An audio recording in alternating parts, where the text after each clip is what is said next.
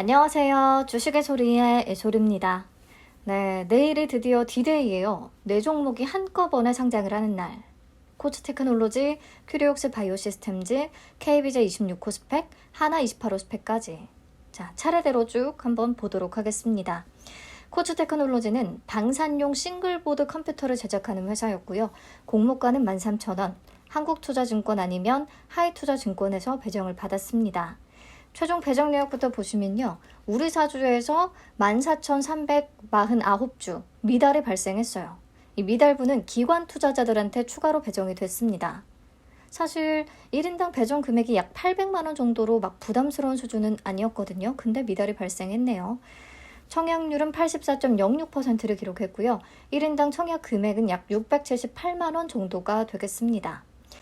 최종 확약은 50.91%로 많이 올라갔어요. 수요 예측 대회는 17.60%를 기록했는데 잘 배정을 해줬습니다.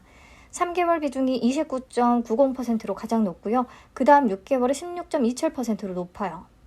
이것도 어쨌든 3개월 뒤부터 팔 수 있는 기관들의 수량이 꽤 많기 때문에 상장 이후 요 3개월이 다가오기 전 시점에 한 번 더 매매 타이밍을 잡아볼까 싶긴 합니다.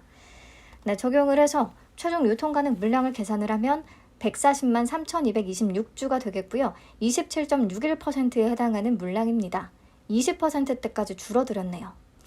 금액으로 계산을 하면 약 182억 원, 100억 원대까지 스르르 조금 내려갔고요.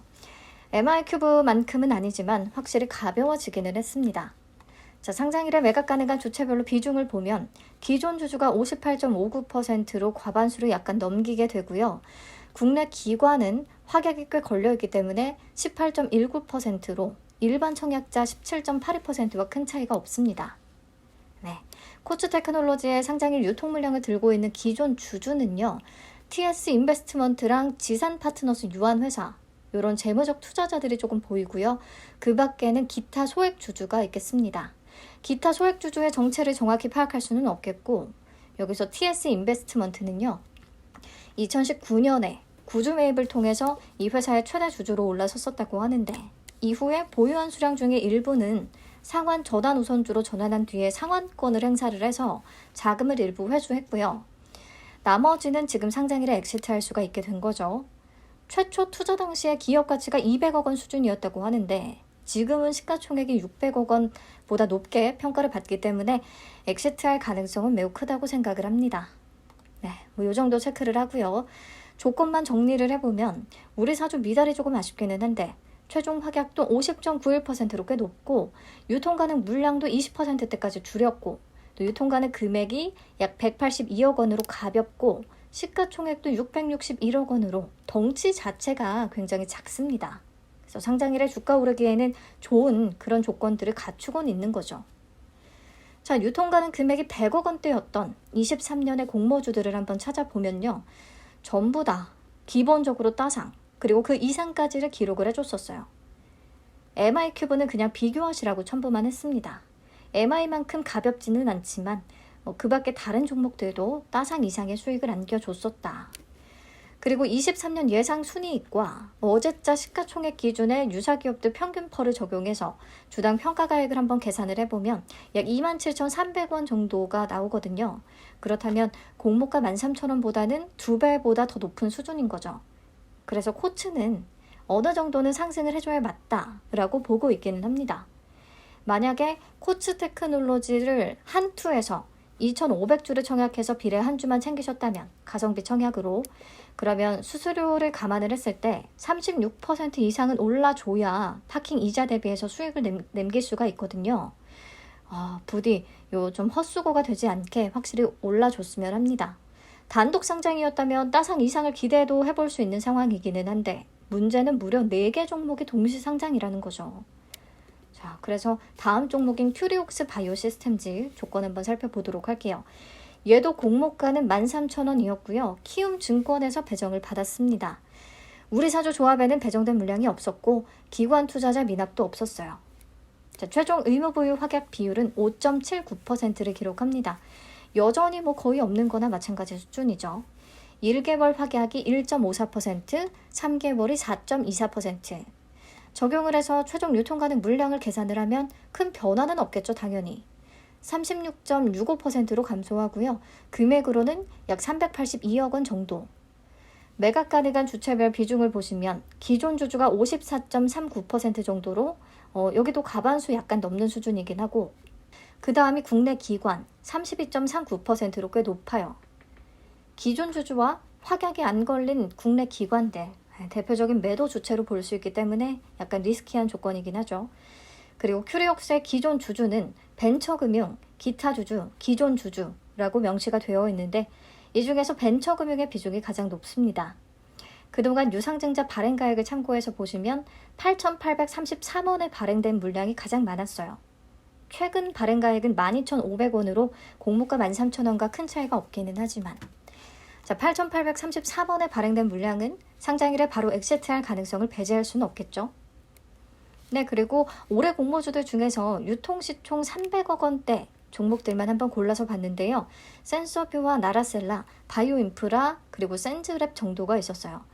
이 중에서 큐리옥스랑 비슷하게 수요 예측 결과가 좀 안 좋았던 나라셀라의 경우에는 상장일의 성과가 매우 부진했습니다. 그래서 그냥 표면적인 조건들만 놓고 본다면 동시 상장이라는 악재까지 덮쳐있기 때문에 아무래도 큐리옥스가 상장 당일은 가장 외면을 받을 확률이 크지 않을까 싶긴 하고요.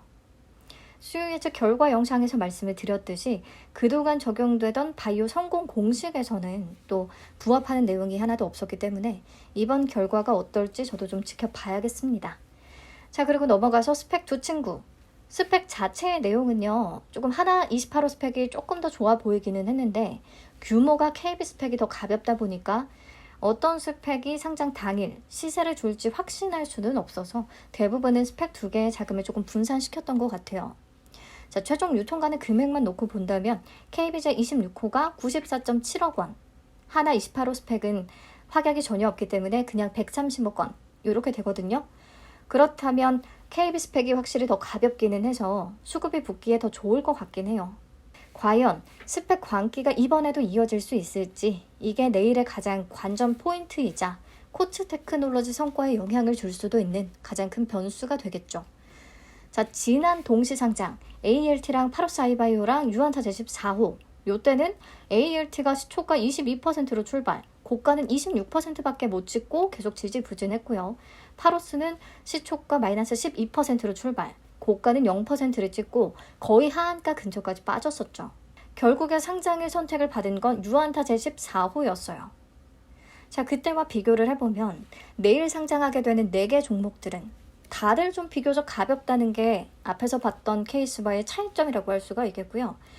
그렇다면 코츠와 스펙 중에 하나 정도는 좀 같이 상승하는 흐름이 나올 수도 있을 것 같기는 하고, 참 상장일이 어떨지 예측을 하기 정말 어려운 케이스 중에 하나이긴 하네요. 자, 동시 상장이다 보니까 뭐부터 어떻게 팔아야 될지, 어떻게 접근을 해야 될지 걱정이신 분들이 많을 텐데요.